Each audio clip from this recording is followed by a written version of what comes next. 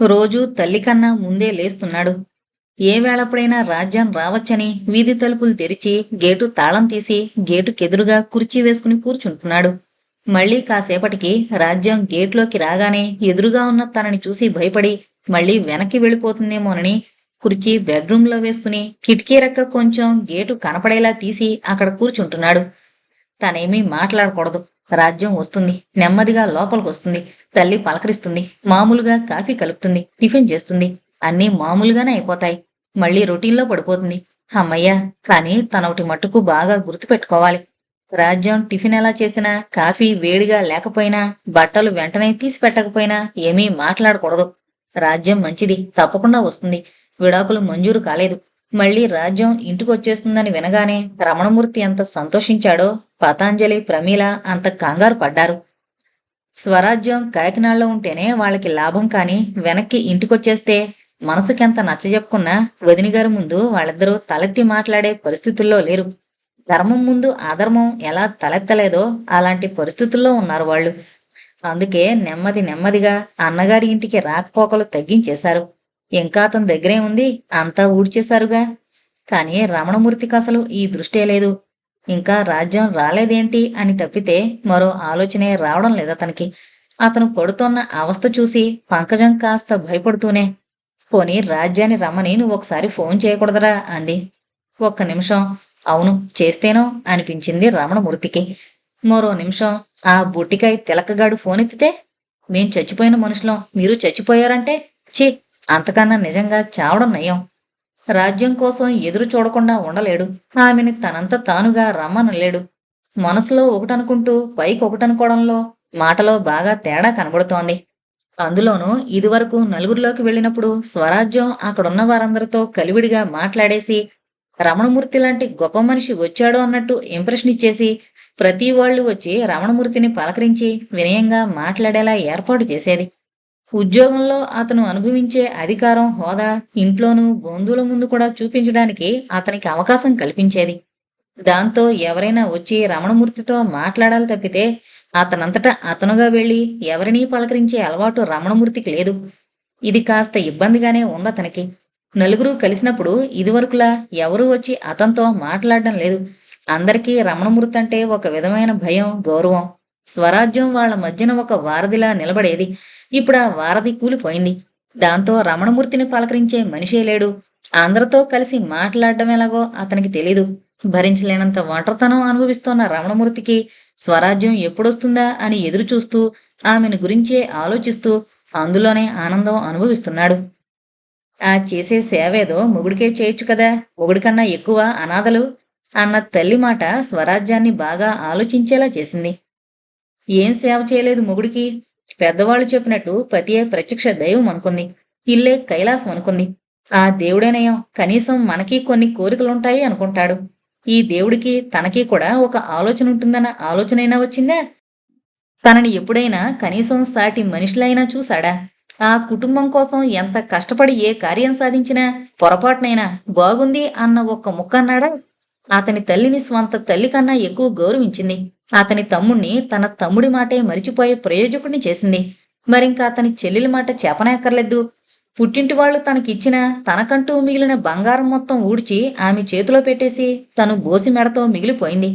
ఇన్ని జరిగినప్పుడు పొరపాటునైనా రాజ్యం బాగా చేశావు అన్నాడా?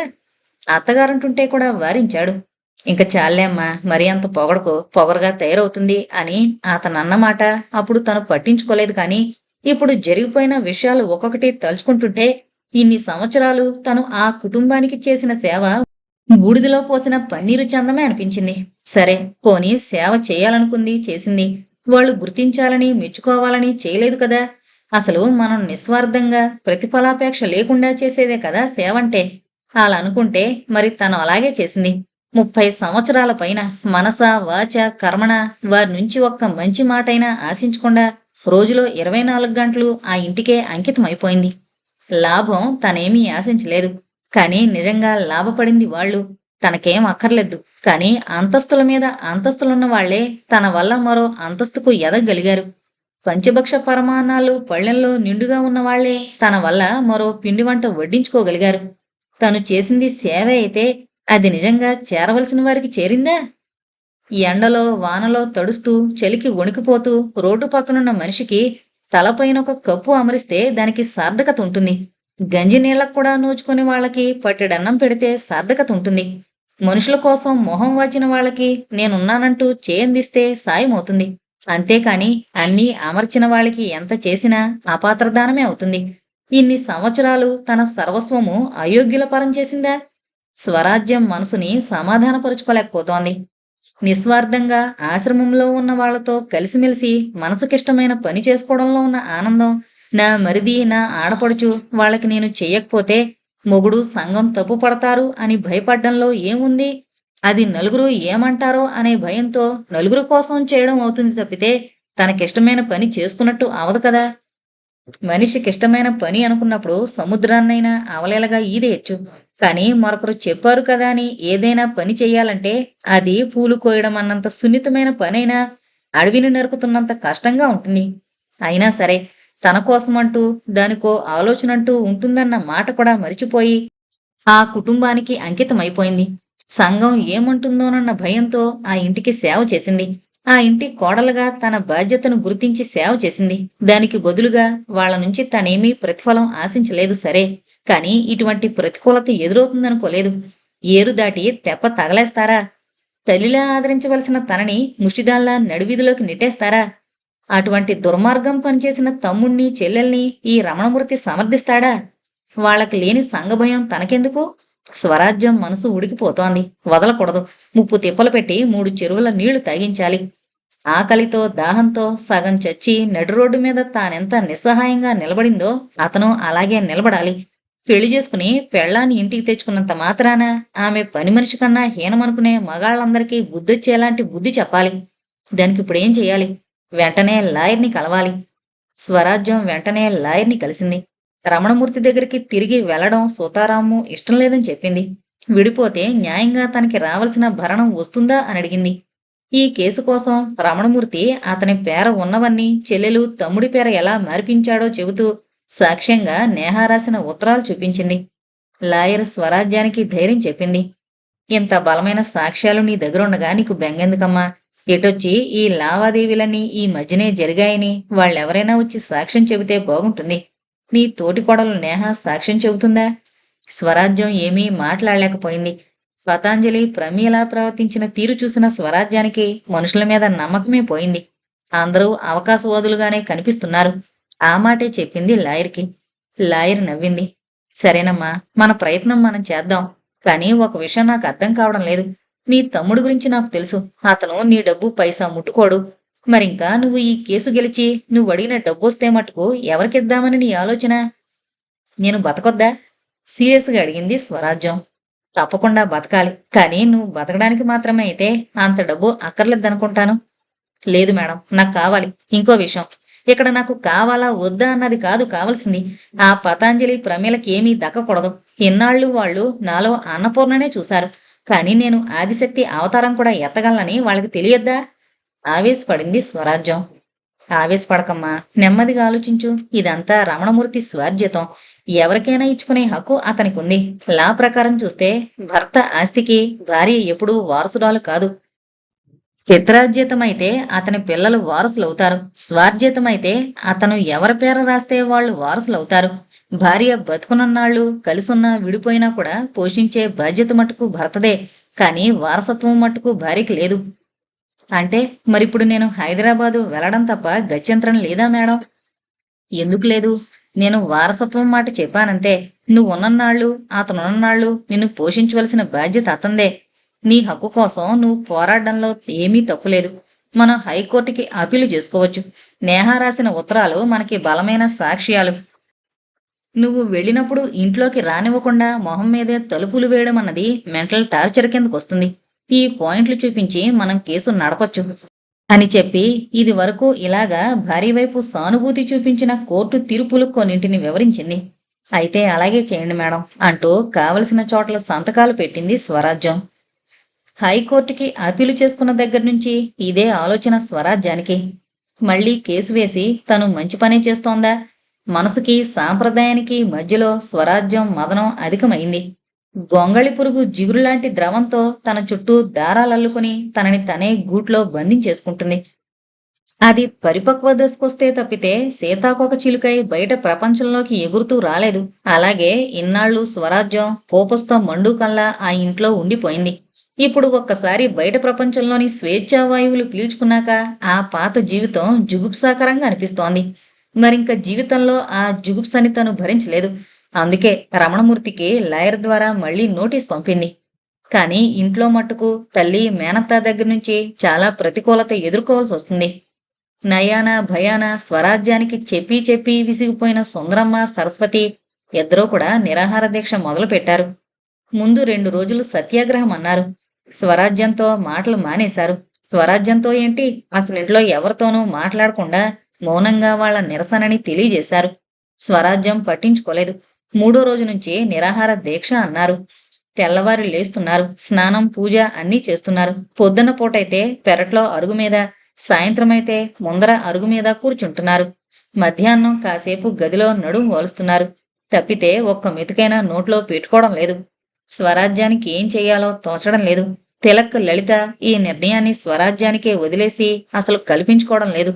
స్రవంతి శారదైతే పూర్తిగా స్వరాజ్యం వైపు నిలబడ్డారు. అత్త, ఏమైనా సరే నువ్వు వెళ్ళొద్దు అని మొదలుపెట్టారు. వాళ్ళని మాట్లాడొద్దని లలిత తిలక్ ఎంత చెప్పినా వాళ్ళు వినిపించుకోలేదు. మేం ఎందుకు మాట్లాడకూడదు? ఇప్పుడు అత్త తీసుకునే నిర్ణయం రేపు మాకు ఆదర్శంగా చెబుతారు కదా అంది స్రవంతి. తుళ్ళిపడింది స్వరాజ్యం. నిజమే, తన ఒక్కదాని గురించే ఆలోచించకూడదు. తనలాంటి ఆడవాళ్లు ఎంతో మంది ఉన్నారు. తను తీసుకునే నిర్ణయం వాళ్ళని భవిష్యత్తు వైపు నడిపించాలి తప్పితే గతంలోనే సమాధి చేసేయకూడదు.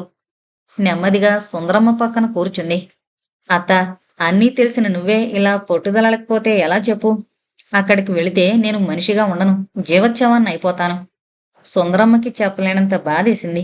తమ జీవితాల్లోనే ఇలా ఎందుకు జరుగుతుందో అర్థం కావడం లేదు. ఒకవైపు పెంచిన ప్రేమ వెళ్ళొద్దని చెప్పమంటే మరోవైపు సాంప్రదాయం వెళ్ళి తీరాలి అంటోంది. సరస్వతి వైపు చూసింది. ఆవిడ ఈ విషయంలో చాలా పట్టుదలగా ఉంది. ఏ విషయంలో అయితే తన కూతురు బాధపడకూడదు అనుకుందో ఆ విషయంలోనే స్వరాజ్యం బాధపడుతోంది. భర్త ఉండి లేకపోయినా తమలాంటి పరిస్థితి స్వరాజ్యానికి కూడా పడుతోంది అనుకుంటే తలడిల్లిపోతుంది. దానికంతటికీ కారణం తనే. తనకి గుండె నొప్పి వచ్చినప్పుడు చూడాలని ఉందన్నానని తిలక్ స్వరాజ్యాన్ని పిలిపించాడు. లేకపోతే కష్టమో సుఖమో అక్కడే ఉండేది. ఈ పరిస్థితికి తనే కారణం. తనే సరిచెయ్యాలి. ఏమాత్రం మెత్తబడినా స్వరాజ్యం వెళ్లదు. లేని గాంభీర్యమంతా మొహం మీద తెచ్చుకుని పట్టుదలగా పెదిమలు బిగించి కూర్చుంది. ఆమెతో మాట్లాడ్డానికి స్వరాజ్యానికి కూడా భయం వేసింది. హైదరాబాద్లో పంకజానికేమీ అర్థం కావడం లేదు. విడాకులు మంజూరు కాలేదు. రాజ్యం వచ్చేస్తుందని తెలియగానే అమ్మయ్య అనుకుందావిడ. రమణమూర్తిలాగే పొద్దున్నొస్తుంది సాయంత్రం వస్తుంది అని 2-3 రోజులు అతనితో పాటు ఎదురు చూసింది. తర్వాత ఆవిడికి అనుమానం వేసింది. రమణమూర్తి అయితే పొద్దున్న లేచి కాఫీ తాగుతాడంతే. తర్వాత టిఫిన్కి రమ్మంటే నీకెందుకమ్మా శ్రమ, నీ పూజేదో నువ్వు చేసుకో, రాజ్యం వస్తుంది కదా, నాకు టిఫిన్ రాజ్యం పెడుతుందిలే అంటాడు. అలా చూసి చూసి 10 దాటాక టిఫిన్ తింటాడు. మళ్ళీ ఎదురు చూపులు. 2 దాటిపోయి పంకజం ఒక కునుకు తీసి లేచి మూడవుతుంటే బలవంతంగా అతనికి అన్నం పెడుతుంది. తిని తినక తిన్నాననిపించుకుని గదిలోకి పోయి పడుకుంటాడు. మరి పడుకుంటాడో లేదో తెలీదు కాని 4 దాటిన దగ్గర నుంచి మళ్ళీ రాజ్యం కోసం ఎదురు చూపులు. అమ్మా, రాజ్యం వస్తే నువ్వేమీ అనకేం, ఏదో బాధపడింది వెళ్ళిపోయింది. తెలుసో తెలియకో తమ్ముడి బలవంతం వల్ల విడాకులు గట్రా అంటూ నోటీసులు పంపింది. కానీ మనకి తెలీదా రాజ్యం సంగతి? వచ్చేస్తుంది, కంగారు పడకమ్మా, వచ్చేస్తుంది. ఏంటేంటో మాట్లాడతాడు. ప్రమీలకి ఫోన్ చేస్తాడు. ప్రమీల, భోజనానికి వచ్చేయమ్మా, మీ వదినొస్తోంది కదా, కలిసి భోంచేసి చాలా రోజులైంది. నీకిష్టమైన కంది పచ్చడి చేయమని చెబుతాను అంటాడు. ఒరే పతాంజలి, మీ పిల్లల్ని తీసుకురారా, పెద్దమ్మంటే వాళ్ళకిష్టం అంటాడు. లోపల రాజ్యం వస్తుందో రాదోనన్న అనుమానం, పైకి రాకేం చేస్తుందనే అహంకారం, అందరి ముందు వచ్చి తీరుతుందని చెప్పుకోవడంలో ధీమా, మనసుకి బుద్ధికి మధ్యలో అంతరాలు లేకుండా చేసుకునేందుకు గాంభీర్యమనే ముసుగు వేసుకుంటున్నాడు. నిరాహార దీక్షలో 1 రోజు గడిచింది. ఆ 2 పెద్ద ప్రాణాల్ని చూస్తుంటే ఇంట్లో మిగిలిన వాళ్ళకి ఏం చేయాలో తెలియడం లేదు. ఆ రాత్రి తిలక్తో చెప్పింది రాజ్యం. నా కోసం వాళ్ళు పడుతున్న క్షోభ చూడలేకపోతున్నాన్రా. వాళ్ళకి ఎప్పుడూ ఏమీ చేసింది లేదు, పెట్టింది లేదు. కానీ ఈ వయసులో వాళ్ళెంత బాధ పెడుతున్నాను. ఇది నాకు న్యాయంగా కనిపించడం లేదు. వెళితే పరిస్థితి ఎలా ఉంటుందో తెలీదు. కానీ అత్త, అమ్మ కోసం వెళ్ళక తప్పేట్టు లేదు. నీకిష్టం లేనప్పుడు వెళ్ళడం కష్టంగా ఉండదా అత్తా? శ్రవంత్ అడిగింది.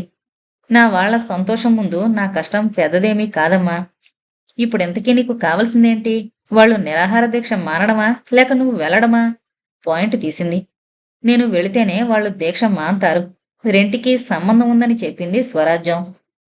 నీకు వెళ్ళాలని లేకపోతే నువ్వు వెళ్ళకు. వాళ్ళని నిరాహార దీక్ష మాన్పించే పూచీ నాది. నీ వెళ్ళకపోతే ఎలా మాన్తారు? అదంతా నాకొదిలే. వాళ్ళు దీక్ష మానితే చాలు కదా నీకు? చాలు. ఓకే, ఇంకా ఆ విషయం నాకు వదిలిపెట్టు. ఒరే సారథి, ఇలా రారా అని సారథిని లోపలికి తీసుకెళ్ళిపోయింది. సారథికి అక్క లీడర్. ఎలా చెబితే అలా వింటాడు. మర్నాడు పొద్దున్న స్వరాజ్యం లేచి పెరట్లోకొచ్చి అక్కడ దృశ్యం చూసి తెల్లబోయింది. పెరట్లో ఒకవైపు అరుగుమీద తల్లి మేనత్త స్నానం పూజ కానిచ్చి మేనత్త ఒత్తులు చేస్తూనూ తల్లి ఏదో పారాయణ చేస్తూనూ కనిపించారు. మరోవైపు అరుగుమీద స్రవంతి సారథి పొద్దున్నే లేచి ఎప్పుడు స్నానం చేశారో కాని చక్కగా తయారైపోయి ఇద్దరూ పొడుగ్గా కుంకుమబొట్లు పెట్టేసుకుని ఇద్దరి మధ్య పలక బలపం పెట్టుకుని బాసింపట్టు వేసుకుని కూర్చున్నారు. పలక బలపం పెట్టుకున్నారంటే వాళ్ళు మౌనవ్రతంలో ఉన్నారన్నమాట. ఏమడిగినా పలక మీద రాసి చూపిస్తారు. చిన్నప్పుడు ఇద్దరూ దెబ్బలాడుకుని మాటలు మానేసేవారు. అడిగిందివ్వకపోతే పెద్దవాళ్లతో మాటలు మానేసేవారు. అప్పుడు వారు చేసే సైగల అర్థం ఎదుటి వాళ్ళకి తెలిసేది కాదు. అలాంటప్పుడు తిలక్ వాళ్ళకి పద్ధతి చెప్పాడు. పలక బలపం పక్కన పెట్టుకుని కూర్చుంటే వాళ్ళు మౌనవ్రతంలో ఉన్నారన్నమాట. స్వరాజ్యం గబగబా వెళ్లి పలక మీద ఏం రాసుందో చూసింది. నిరాహార దీక్ష 1వ రోజు అనుంది దానిమీద. తెల్లబోయింది. మీరెందుకర్రా నిరాహార దీక్ష చేయడం? స్రవంతి పలక మీద రాసి చూపించింది. మా అత్త ఇక్కడి నుంచి వెళ్ళకూడదు. ఒక క్షణం నిశ్చేషురాలైపోయింది. అప్పటికే ఆ పలక మీద రాసుంది చదివిన సరస్వతి, సుందరమ్మ స్వరాజ్యం వాళ్ల వైపు చూడగానే వాళ్ళు చేసే పనుల వైపు దృష్టి మళ్లించారు. ఇంట్లో భరించలేని నిశ్శబ్దం. పెద్దవాళ్లు ఏమీ తినరు, పిల్లలు ఏమీ తినరు. ఇంట్లో మిగిలిన వాళ్ళు మట్టుకు ఏం తింటారు? ఆ పూట ఇంట్లో స్టవ్ వెలిగించే అవసరమే రాలేదు. మధ్యాహ్నం సుందరమ్మ సరస్వతి మధ్యగదిలోకొచ్చి నడుం వాల్చారు. స్రవంతి సారథి కూడా వచ్చి పలక పట్టుకుని వాళ్ళిద్దరి మధ్యలో బాసిమటం వేసుకుని కూర్చున్నారు. పిల్లల మొహాలు నీరసంగా కనిపిస్తున్నాయి. సుందరం అంది. పెద్దవాళ్ల గొడవ మీకెందుకు? పిల్లలు పిల్లల్లా ఉండండి. స్రవంతి పలక మీద రాసి చూపించింది. నీటి బాలలే రేపటి పౌరులు. సరస్వతి బతిమాలింది. అత్త ఇక్కడ ఉండకూడదమ్మా. ఇది అత్తిల్లు కాదు. అత్తిల్లు హైదరాబాదులో ఉంది. అత్త అక్కడే ఉండాలి. స్రవంతి మళ్లీ పలక మీద రాసింది. వాళ్ళు తలుపు తీయకపోతే అత్త ఎక్కడికి వెళ్ళాలి? సమాధానం లేదు సరస్వతి దగ్గర. సాయంత్రం అయింది. నిరాహార దీక్ష ముందు వైపు అరుగు మీదకు మారింది. గోణ్ ఆనుకుని సుందరమ్మ సరస్వతి కూర్చున్నారు. వాళ్ల మధ్య స్రవంతి కూర్చుంది. సారథి ఇంక కూర్చోలేక మామ ఒడిలో పడుకున్నాడు. వాళ్ళందర్నీ ఇంత బాధ పెడుతున్నందుకు స్వరాజ్యం కుమిలిపోతోంది. ముందు కల్పించుకోకుండా ఉందామనుకున్న తిలక్, లలిత ఇప్పుడెలా కల్పించుకోవాలో తెలియక నిస్సహాయంగా జరిగేది గమనిస్తున్నారు. నీరసంతో ఒళ్ళో వాలిపోయిన సారథిని చూస్తుంటే సరస్వతికి బాధగా ఉంది. పొద్దున లేవగానే వాడికి ప్రత్యేకంగా పెద్ద గ్లాసుడు పాలు తన చేత్తోనే ఇస్తుంది. అలాంటిది పొద్దుట్నుంచి ఇప్పటిదాకా గుక్కెడు మంచినీళ్లు కూడా గొంతులో పోసుకోలేదు సారథి. శోషొచ్చి ఎలా వాలిపోయాడో పిచ్చి వెధవ అనుకుంటోంది. సుందరమ్మకి అలాగే ఉంది. తమ ఈ నిరాహార దీక్ష వల్ల ఎవరికి లాభం? తమ ఒత్తిడి భరించలేక స్వరాజ్యం వెళ్ళినా కూడా అక్కడ ఎలా ఉందో అన్న బాధ ఎంతకింత అవుతుంది. ఇప్పుడైతే పిల్ల ప్రాణాలతో కళ్ళెదురుగా ఉంది. అప్పుడేం చేయగలం? తన జీవితం పెద్దవాళ్ల మూర్ఖత్వం వల్ల సంసారం, పిల్లలు అన్నదే లేకుండా అయిపోయింది. సరస్వతిని కాలం కాటేసింది. కాలమాన పరిస్థితులు పరమేశాన్ని ఇంటికి దూరం చేశాయి. ఇప్పుడు కూడా స్వరాజ్యం తప్పు లేదు, తమ తప్పు లేదు. ఉన్నదల్లా రమణమూర్తి అహంకారం, మొగుండనే అధికారం, సమాజం తనని సమర్థిస్తుందనే అహంభావం. ఆ అహంభావం స్వరాజ్యం భరించి తీరాలా? నెమ్మదిగా సరస్వతి చేయి మీద చేయి వేసింది సుందరమ్మ. సుందరమ్మ ఎప్పుడు చేయి చాపుతుందా అని చూస్తున్న సరస్వతి గట్టిగా ఆ చేయి పట్టుకుంది. ఇద్దరూ కలిసి సారథిని పట్టుకుని కూర్చోబెట్టారు. లలిత, సారథికి కాసిన నిమ్మకాయ నీళ్లు తీసుకురామ్మా. సుందరమ్మ కేక పెట్టింది. ముందు గదిలో కూర్చున్న ముగ్గురి మొహాలు వెలిగిపోయాయి. లలిత లోపలికి పరిగెత్తింది. స్రవంతి నవ్వుతూ స్వరాజ్యం వైపు చూసి చెయ్యెత్తి బొటనవేలు పైకెత్తి గుప్పిటి ముడిచింది. స్వరాజ్యం ఇప్పుడొస్తోంది, ఇంకాసేపట్లో వస్తుంది అన్న అభిప్రాయంలోనే ఉన్న రమణమూర్తి స్వరాజ్యం పంపిన లాయర్ నోటీస్ అందుకుని ఉద్రేకపడిపోయాడు. అతను కలలో కూడా ఊహించిన విషయం ఇది. ఈ షాక్కి అతను తట్టుకోలేకపోయాడు. ఈజీ చైర్లో ఉన్నవాడు ఉన్నట్టు పక్కకి వాలిపోయాడు. పంకజం కంగారు పడిపోయింది. డాక్టర్ని రప్పించింది. అన్ని రకాలుగానూ రమణమూర్తికి మెడికల్ ట్రీట్మెంట్ అందింది. కానీ ఈ షాక్కి అతని మెదడు తట్టుకోలేకపోయింది. ఎన్నాళ్ళు అతని మనసులో సూక్ష్మ రూపంలో ఉన్న రాజ్యం ఎంతెంతై మరింతై అతని చుట్టూ ప్రదక్షిణాలు మొదలుపెట్టింది. మాటికి మాటికి మధ్య సంబంధం లేకపోయింది. ఒక నిమిషానికి రాజ్యం వచ్చిందా అంటాడు, మరో నిమిషానికి రాజ్యం మంచినీళ్లు అంటాడు. నోరు విప్పితే రాజ్యం పేరు తప్ప మరో మాట లేదు. అతని కళ్ళ నిండా రాజ్యం, మాట మాట్లాడితే రాజ్యం. ఇదంతా చూసి తట్టుకోలేని పంకజం స్వరాజ్యానికి ఫోన్ చేసింది. లలిత హడావిడిగా తయారు చేసుకొచ్చిన నిమ్మకాయ నీళ్లు నిరాహార దీక్ష విరమించిన నలుగురు నెమ్మదిగా పుచ్చుకుంటున్నారు. వాళ్ల మొహాల్లో సమస్య తీరిన తర్వాతుండే ప్రశాంతత కనిపిస్తోంది. ఇంతలో ఫోన్ మోగింది. ఫోన్ తీసిన తిలక్, అక్క మీ అత్తగారు అంటూ రిసీవర్ స్వరాజ్యానికి అందించాడు. అందరి దృష్టి స్వరాజ్యం వైపు మళ్ళింది. అట్నుంచి పంకజం, రాజ్యం పెద్దాడికసలు బాగాలేదే, నిన్నే కలవరిస్తున్నాడు, రావే అంటోంది. యువతల స్వరాజ్యం పళ్ళు బిగబట్టింది. అత్తగారి మాట కాదనడం సాంప్రదాయం కాదు, కాని తన మనసు ఆ సాంప్రదాయాన్ని కాలదన్నమంటోంది. రాజ్యం, తల్లి వాడు పిచ్చివాడైపోతున్నాడే, పంతాలకి పోకుండా బయలుదేరవే. పంతమా? తనకి పంతమా? పొద్దున్న 6 గంటల నుంచి అర్ధరాత్రి వరకు ఆ గుమ్మాల మీద ఆకలితో దాహంతో శోషించిపడిన తనకి పంతమా?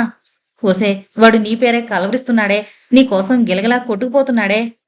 ఎవరు గిలగలా కొట్టుకుపోలేదు? పైకి వదిన అంటూనే తనని ఇంట్లోంచి గెంటేసినప్పుడు తను గిలగలా కొట్టుకుపోలేదా? రాజ్యం, నా తల్లి బయలుదేరవే. పంకజం గొంతులో అభ్యర్థన. స్వరాజ్యం మనసు సాంప్రదాయాన్ని జయించింది. ఉషోదయంలో అప్పుడే విచ్చుకున్న పూల ముదిరినందుకునేందుకు ఆత్రపడుతున్న సీతాకొక చిలుకని పట్టి బంధించడం ఆమె తరం కాలేదు. గుండెనంతా గొంతులోకి తెచ్చుకుంది. మీ అబ్బాయికి చెప్పండి అత్తయ్య, రాజ్యం రాదని. అదేంటే? కంగారు పడింది పంకజం. అవునత్తయ్య, స్వరాజ్యం రాదు, ఎందుకంటే ఈ స్వరాజ్యానికి స్వరాజ్యం వచ్చింది అంటూ ఫోన్ పెట్టేసింది. ఇంతటితో ఒక ఇల్లాలి కథ అనే నవల కంప్లీట్ అయిందండి. నాకైతే ఈ నవల చాలా చాలా బాధ అనిపించింది.